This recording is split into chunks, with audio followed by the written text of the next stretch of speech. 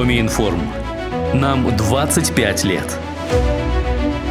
Это 250 000 написанных материалов, что значительно превышает собрание Большой советской и российской энциклопедии вместе взятых. За это время мы осветили 168 тысяч мероприятий и использовали 327 миллионов знаков.